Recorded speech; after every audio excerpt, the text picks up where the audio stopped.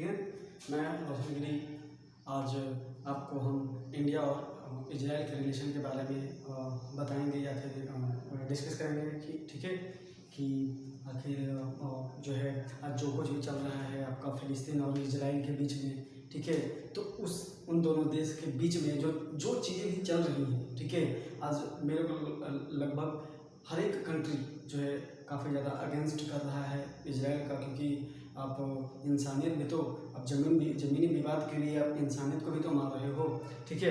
तो इन सब के बीच इंडिया क्या एक्शन ले सकता है इजराइल के अगेंस्ट, ठीक है। इंडिया और इजराइल के बीच में कैसा रिलेशन है ये तो सारा लोग जानता है, इसमें मतलब बताने वाली बात है नहीं, ठीक है, कि कैसा अभी रिलेशन है, ठीक है। लेकिन थोड़ा सा और डिटेल में हम जानेंगे कि कैसा इंडिया और इजराइल के बीच में रिलेशन है, ठीक है। तो किसी भी दो देश के बीच में अगर रिलेशन जाना हो तो सबसे पहले हम उनके बैकग्राउंड के बारे में जानते हैं, ठीक है, कि आखिर बैकग्राउंड में कहने का मतलब क्या कि इजराइल कैसे बना, इंडिया आखिर कब, कितने दिनों के बाद या फिर कब से इंडिया और इजराइल के बीच में दोस्ती होना स्टार्ट हुआ, ठीक है। इन सब के बारे में हम जानेंगे, ठीक है।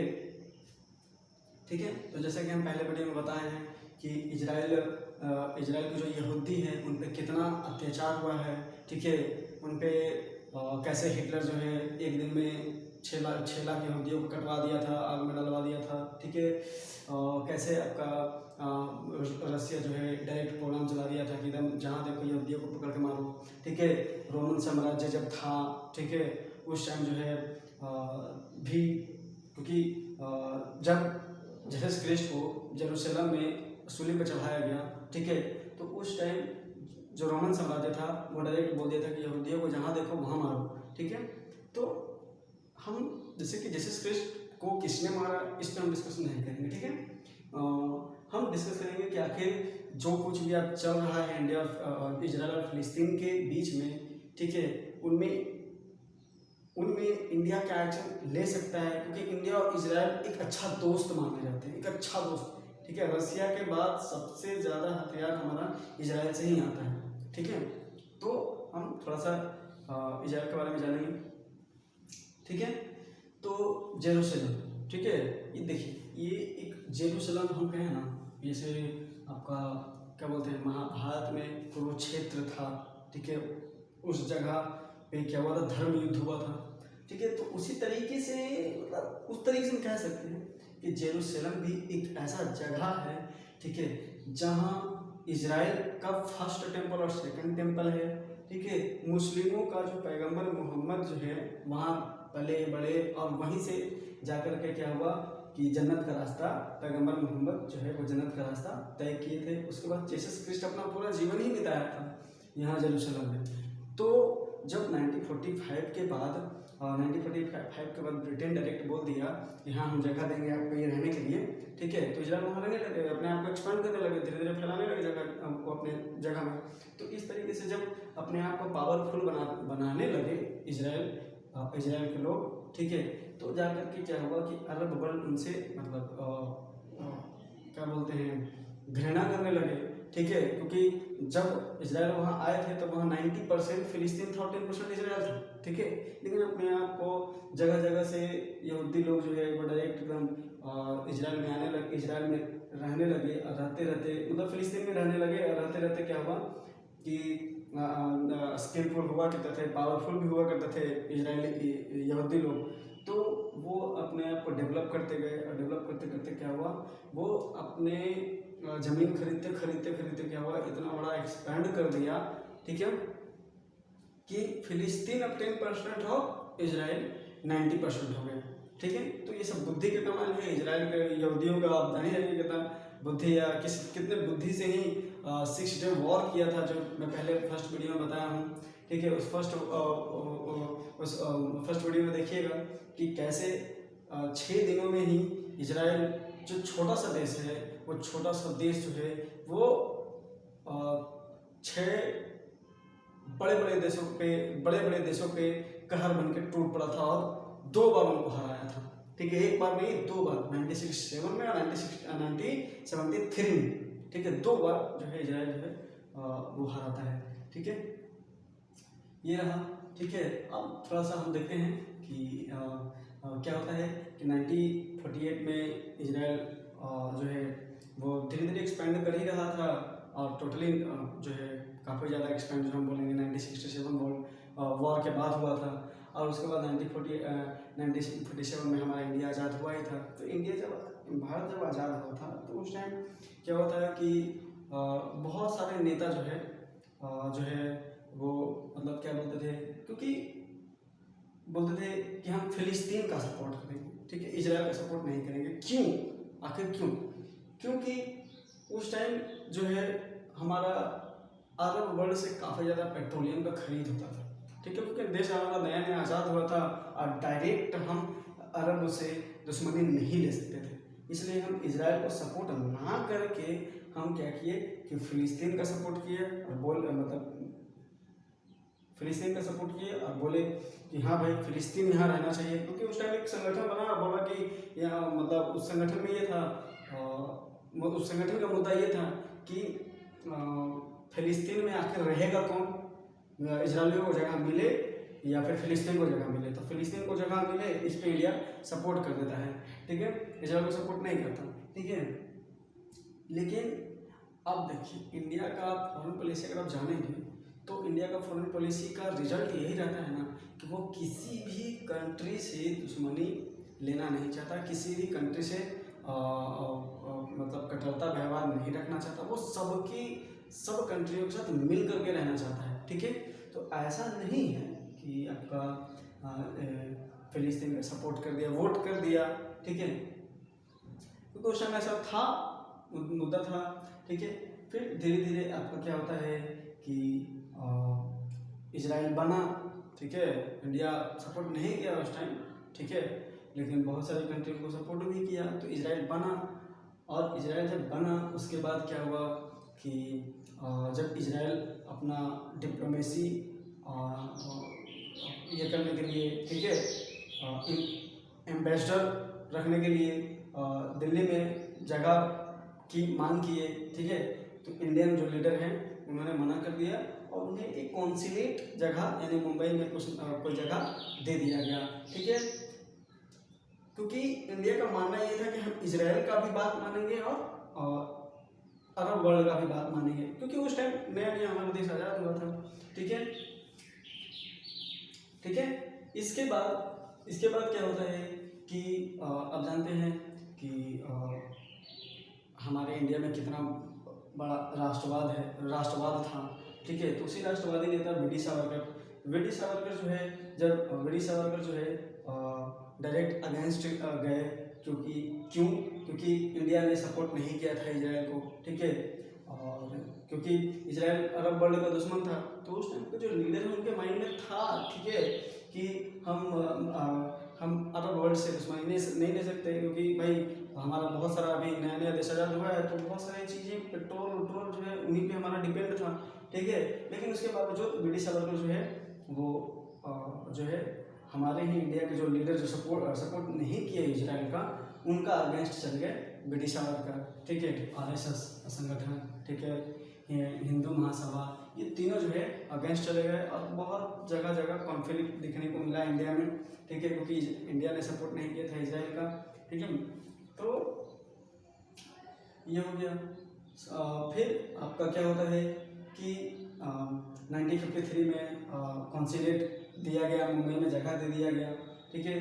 फिर धीरे धीरे क्या हुआ कि 1991 आते आते काफ़ी कुछ जो है वो बदल गया, ठीक है, मतलब इजराइल और इंडिया के बीच में जो रिलेशन था वो धीरे धीरे मतलब सही होने लगा, सपोर्ट करने लगा इंडिया, ठीक है।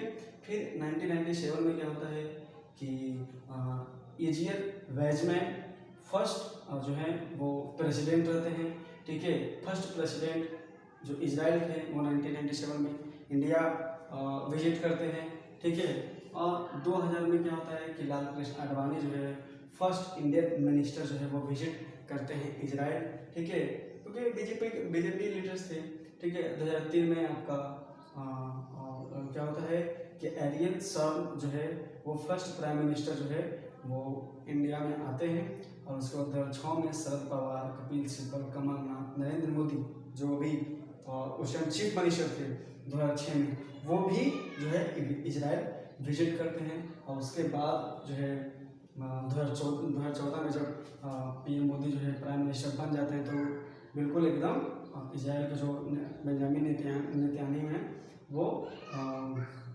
धन्यवाद करते हैं इंडियन पीएम को, ठीक है। अब उसके बाद क्या होता है कि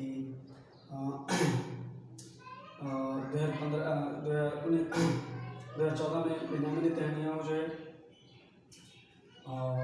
फर्स्ट पीएम जो है वो क्या करते हैं कि पीएम मोदी को बधाई देते हैं। उसके बाद 2015 में, ठीक है, इजराइल के जो ये हैं, ठीक है, डिफेंस मिनिस्टर थे, ठीक है, वो यार समीर एग्रीकल्चर मिनिस्टर थे, ठीक है, यार समीर, ठीक है, वो आते हैं, ठीक है, और ये गुजरात समिट में पार्टिसिपेट लेते हैं। 2015 में इजराइल डिफेंस मिनिस्टर जो है मोशे यालेन वो आते हैं, ठीक है। उसको 2016 में सुषमा स्वराज आते हैं, सुषमा स्वराज जो है वो इजराइल विजिट करने जाती है, ठीक है। 2017 में नरेंद्र मोदी जो है फर्स्ट इंडियन पीएम जो है इजराइल विजिट करने जाते हैं, ठीक है।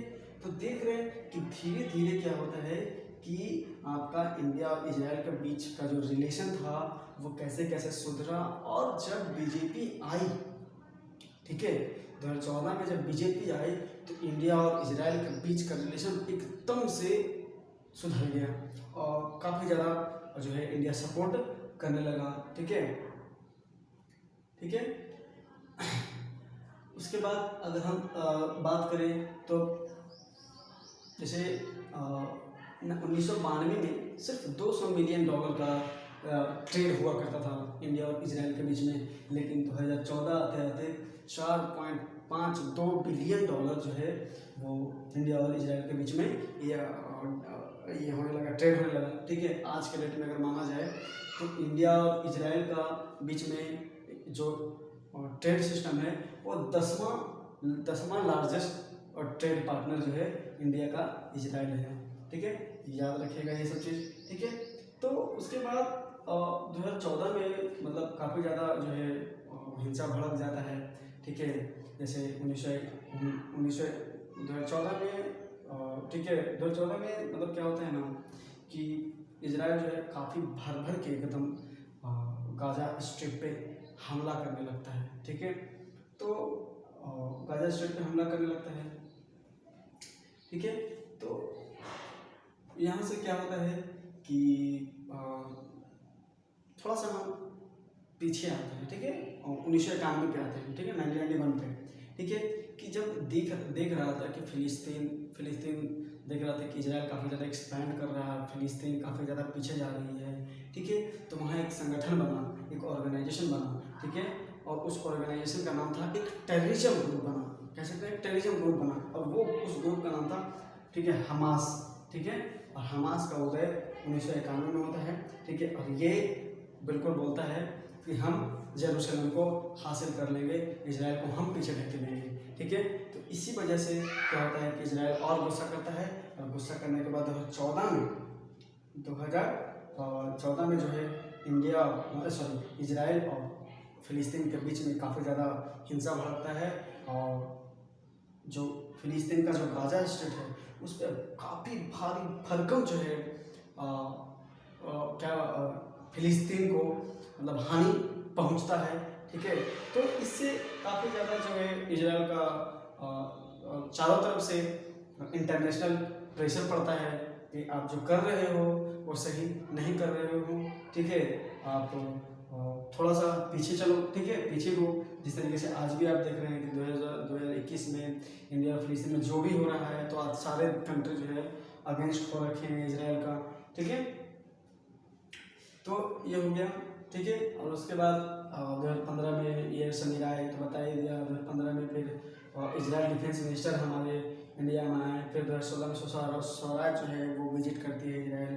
फिर 2017 में नरेंद्र मोदी फर्स्ट पीएम जो है वो आपका इजराइल जाते हैं, ठीक है। तो जब 2017 में जब इंडियन पीएम नरेंद्र मोदी जब जाते हैं तो उस टाइम 7 बड़े मतलब 7 इम्पॉर्टेंट, ठीक है, जो है क्या बोलते हैं एक ट्रेड पार्टनरशिपिंग होता है दोनों के बीच में। और ये ट्रेड पार्टनरशिपिंग कहने का मतलब क्या, एग्रीकल्चर में भी इजराइल जो है इंडिया को सपोर्ट करता है, डिफेंस में भी सपोर्ट करता है, ठीक है, और भी मतलब कह सकते हैं कि टेक्नोलॉजी में भी सपोर्ट करता है, ठीक है। आप जान ही रहे कि इजराइल का कितना बढ़िया टेक्नोलॉजी है। इसका एग्जाम्पल देता हूँ, ठीक है, कि फिलिस्तीन जब 200 बम गिराया, 200 रॉकेट दागे इजराइल पे, ठीक है, तो इजराइल का इतना बढ़िया टेक्नोलॉजी कि उस 200 रॉकेट में मतलब 2 या 4 को इजराइल ने गिरा, बाकी को एयर में ही खत्म कर दिया, ठीक है। तो समझ रहे हैं ना कि क्या पावर है, क्या टेक्नोलॉजी है इजराइल में, ठीक है। तो टेक्नोलॉजी में भी ट्रेड जो है साइन किया गया है। साथ जो है बड़े बड़े क्या बोलते हैं मीटिंग, मतलब साथ बड़े बड़े ये होता है, डिस्कसिंग होता है, ठीक है। तो पहला मुद्दा ये होता है कि पहला मतलब क्या, मीटिंग में पहला India Israel research development technological innovation fund जो है दोनों के बीच में डील होता है। फिर दूसरा डील होता है वाटर कंजर्वेशन। आप जैसे कि गंगा नदी में सफाई अभियान जब चला था, उस टाइम भी इजराइल ने भर के पैसा दिया कि हम भी आपके साथ हैं। समझ रहे हो ना कि किस तरीके से इजराइल जो है सपोर्ट करता है इंडिया को, ठीक है। और स्टेट वाटर यूटिलिटी रिफॉर्म भी डील हुआ। चौथा, इंडिया इजराइल जो है कैसे डेवलप कर सकते हैं, ठीक है, कॉरपोरेशन में, ठीक है, उसमें भी जो है इजराइल ने सपोर्ट किया। पांचवा जो है एटॉमिक प्रॉप्स में भी सपोर्ट किया, ठीक है। और ठीक है, समझ में आया, ठीक है। उसके बाद छठा जियो लियो ऑप्टिक फाइबर भी डील हुआ। सातवां इलेक्ट्रॉनिक प्रोपल्शन इन सैटेलाइट, ठीक है। तो इन सब में भी क्या हुआ, सातवां पॉइंट, इन सब में भी क्या हुआ, अच्छा से डील हुआ आपका इंडिया इजराइल के बीच में। आप समझ रहे हैं ना कि 2014 के पहले इजराइल और इंडिया के बीच में इतना बढ़िया सा ट्रेड सिस्टम नहीं था, लेकिन बहुत कम, समझ रहे हैं। लेकिन बीजेपी के आने के बाद, ठीक है, क्या हुआ कि इंडिया और इजराइल के बीच में काफ़ी अच्छा रिलेशन बना। और ये आप खुद समझ सकते हैं, ठीक है, क्योंकि जेरूसलम एक ऐसा जगह है जहाँ मुस्लिम हुआ करता था, ठीक है। मुस्लिम का थर्ड प्रसिद्ध जगह जो है वो जेरूसलम में है, जहाँ से पैगम्बर मोहम्मद जो है वो ये किए थे, क्या बोलते हैं, जन्नत का रास्ता तय किए थे, ठीक है। वो जगह अभी इजराइल के अंदर में है। और फिलिस्तीन, सीरिया, इराक, ये सब मुस्लिम वर्ल्ड है। और मुस्लिम वर्ल्ड के अगेंस्ट इजराइल गया हुआ है। और बीजेपी के आने के बाद बीजेपी का सपोर्ट करना इजराइल का, तो ये सब आप खुद समझ सकते हैं कि क्या चल रहा है, मतलब सही चल रहा है, ठीक है। ठीक है, तो बस इतना ही है इंडिया और इजराइल के बीच का रिलेशन, ठीक है। तो अब फॉरेन पॉलिसी में अगर मान लिया आपको पढ़ना होगा, ठीक है, तो जैसे आज इंडिया और इजराइल का रिलेशन के बारे में बताया हूँ, ठीक है। अगर आपको इंडिया और पाकिस्तान का रिलेशन जानना हो, इंडिया अफगानिस्तान का रिलेशन जानना हो, या फिर किसी और कंट्री के साथ इंडिया का कैसा रिलेशन है, अगर वो जानना हो तो आप कमेंट बॉक्स में कमेंट करें, उस पर हम एक वीडियो लाएंगे, ठीक है। और ऐसे फिर फॉरेन पॉलिसी का सीरीज हम चलाएंगे ही, ठीक है। Thank you.